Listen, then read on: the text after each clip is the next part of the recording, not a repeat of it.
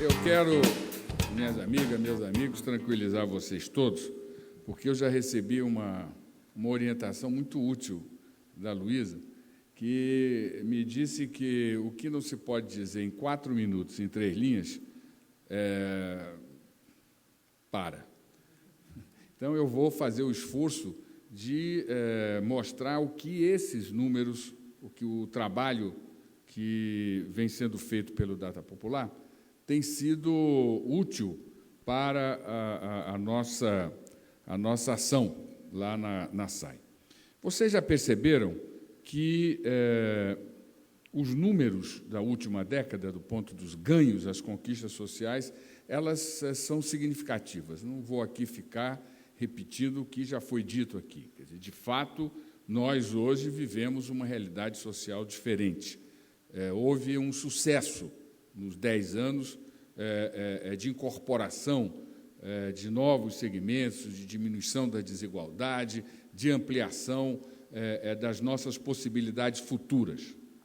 Conquistamos, por força das políticas sociais que foram tão combatidas, conquistamos antecipar várias metas do milênio que eram para serem conquistadas em 15, 20 anos, nós conseguimos trazer para períodos mais curtos, 5 anos. Mas isso é algo que nos enche de alegria, mas nos coloca novos desafios. Quer dizer, nós temos um ativo novo, nós temos mais da metade da população brasileira constituída na nova classe média. Isso é um ativo, é um patrimônio conquistado com muito sacrifício pela sociedade brasileira. Temos o objetivo da Presidenta da República de nos esforçar para nos transformarmos na 5ª economia do mundo. Mas isso só será conseguido se nós tivermos uma classe média que sustente uma 5ª economia. Uma economia desenvolvida é uma economia sustentada por uma classe média que seja permanente, que não seja uma bolha. Então, o nosso desafio hoje é garantir não só que não haja retorno à situação anterior, mas, sobretudo, que o nível de mobilidade que esse segmento teve ao longo desse período seja mantido. Então, nós temos que trazer para o presente questões que vão definir o nosso futuro. Significa que temos que começar a formular políticas de imediato para que nós possamos garantir que haja as mesmas possibilidades aos jovens, aos empregados e às mulheres que foram conquistadas nesse processo rápido de mobilidade social. E aí algumas constatações nos levam, e eu vou colocá-las de modo geral, depois, se tivermos tempo para conversar, se aprofunda, mas algumas mudanças de qualidade, de conteúdo foram feitas, conseguidas. A primeira delas é que, até então, a questão desse segmento social era uma questão de política social. Qual a melhor política social para distribuir a renda, para melhorar salários, para criar oportunidades? Hoje, o problema da nova classe média, do ponto de vista de ação governamental, ela não se coloca mais no plano de política social. Ela hoje é uma questão de política econômica. Não é mais uma questão de política social, é uma questão de política econômica. Da mesma maneira que as autoridades de governo cuidam da situação do crédito para determinados segmentos da indústria brasileira, terá que ser cuidado para que os interesses da nova classe média sejam tão preservados e protegidos como são os interesses de setores industriais, de setores agrícolas, de setores que dinamizam, produzem, são responsáveis pela produção na economia brasileira. E isso é uma mudança muito profunda, porque não é só uma mudança metodológica, não é só uma mudança cultural, não é só uma mudança de teoria econômica, é uma mudança política, é uma mudança de poder dentro do processo decisório.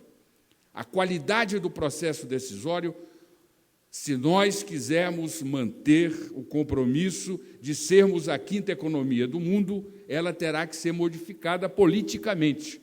Um novo protagonista, um novo ator, faz parte desta tomada de decisão.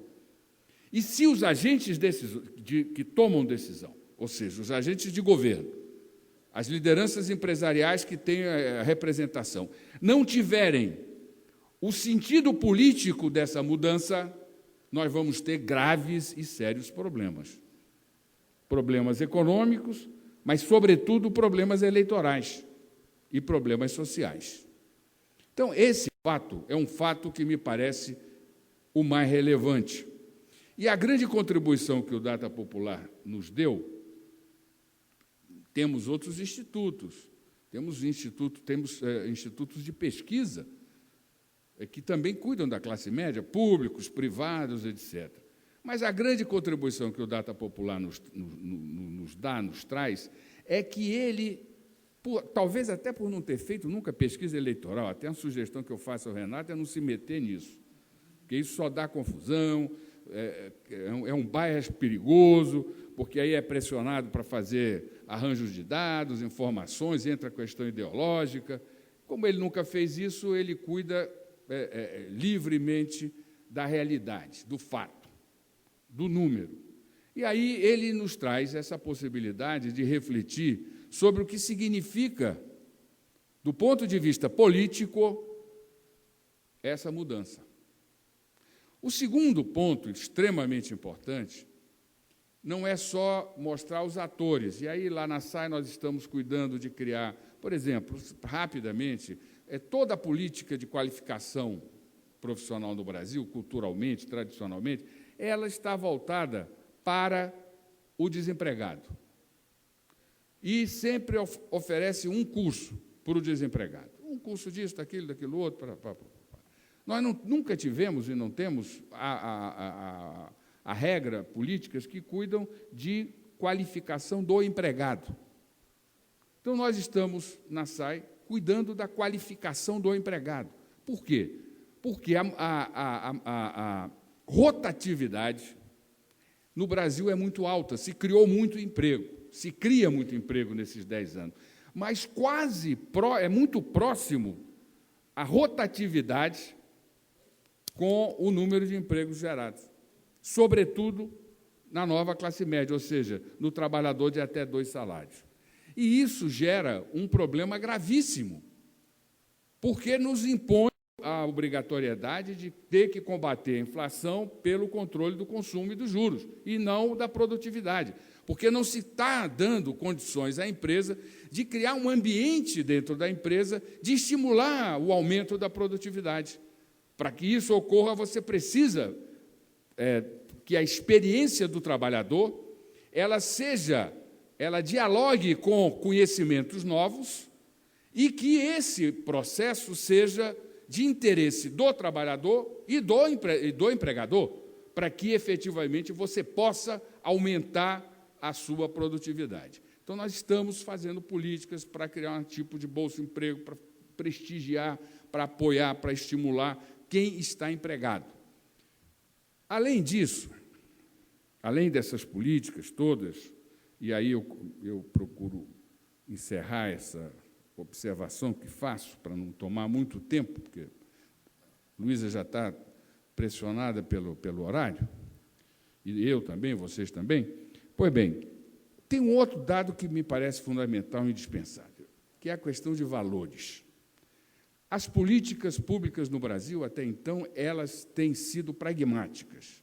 Nós estamos sempre vendo quantas pessoas estão na escola, mas não se discute a qualidade do ensino que se dá a ela. Quantas pessoas tiveram acesso a determinados benefícios, mas não se busca saber que tipo de relação está se formando, que tipo de sociedade está se criando. Não só se vê pragmaticamente o resultado. Mas nós agora estamos saindo de uma situação em que as políticas sociais trabalham com direito negativo, que é o que ocorre no Brasil até então.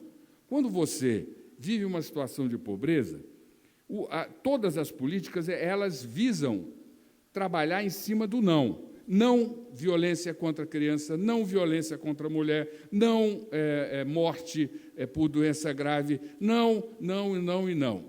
As sociedades mais ricas, elas trabalham com direitos positivos. Elas procuram dar às pessoas acesso a estímulos à criatividade, à cognitividade, ao talento, à cultura, ao desenvolvimento, ao lazer e até à felicidade. Então, nós não somos mais uma sociedade tão pobre que precisamos que as nossas políticas estejam todas elas voltadas para o não, para o direito negativo. Estamos no meio e temos que começar a formular políticas sociais compromissadas com direitos positivos. E isso vai atender diretamente aos anseios colocados por essa pesquisa, que todas elas, todos eles, e os depoimentos, eles não estão querendo o não, eles estão querendo o sim, eles estão querendo avançar, eles estão querendo direitos. E, para isso, é fundamental que no país nós tenhamos a possibilidade de ter oportunidades idênticas, iguais. As pessoas precisam ter igualdade de oportunidades. Nós ainda não conseguimos isso.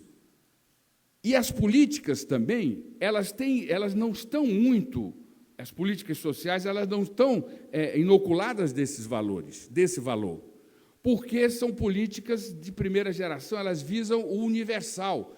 Agora nós temos que começar a customizar essas políticas, porque as pessoas não são iguais. Esses jovens aí, eles não são iguais, eles não estão precisando da mesma coisa. Não é possível que os nossos programas de qualificação ofereçam um único curso. Nós temos que ter vários cursos. Então, não é só necessário a igualdade de oportunidade, mas a diversidade de oportunidades. As pessoas trabalham muito melhor, produzem muito melhor, quando estão fazendo aquilo que gostam, aquilo que querem. Quem tem dinheiro pode começar um curso de direito e, no meio, dizer, não, eu não quero direito, eu quero ser jornalista. Agora, quem não tem, até quem está no ProUni, não dá. Ou faz aquilo, ou se não gosta daquilo, dane-se, conversa com Deus, porque no mundo dos homens vai ter que fazer aquilo, ou então vai estar na pior. E, finalmente, a meritocracia. Esse é um ponto fundamental para que todo o esforço de consolidação da nova classe média, de permanência da nova classe média, passe a existir. Nós precisamos viver numa sociedade em que haja respeito à meritocracia.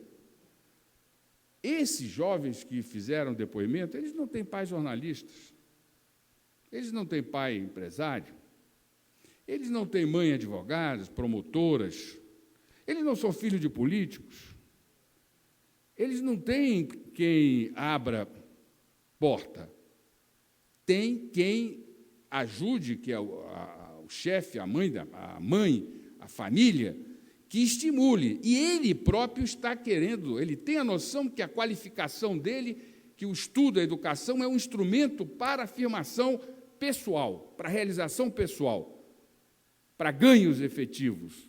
Então, para isso, é preciso que nós tenhamos uma sociedade compromissada com a meritocracia. E isso tem que estar presente não só no discurso, não é uma questão ideológica, é uma questão de prática, que tem que estar presente na empresa. As pessoas dentro da empresa, aquelas que tiverem mais desempenho, mais esforço, têm que ser estimuladas, têm que ser reconhecidas. Tem que ter espaço para isso. Público, reconhecimento público, pago na hora.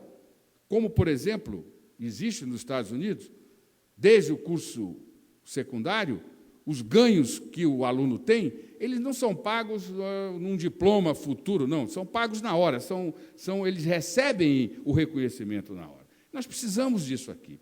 Nós precisamos na empresa, nós precisamos na vida pública, nós precisamos nas nossas relações pessoais, nós precisamos fazer até campanhas contra o pistolão, dizer não ao pistolão.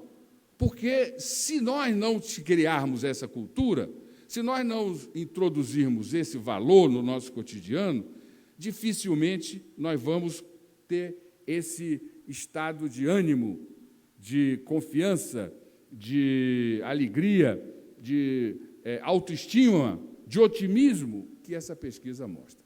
Então, eu quis aqui colocar algumas questões que estão nos estimulando a trabalhar nessa área. Nós acreditamos que, hoje, no Brasil, a preservação, a permanência, a proteção dessas conquistas que nos permitem ter esse novo personagem, esse novo protagonista no nosso universo econômico, político e social, é a questão mais importante para o futuro do país.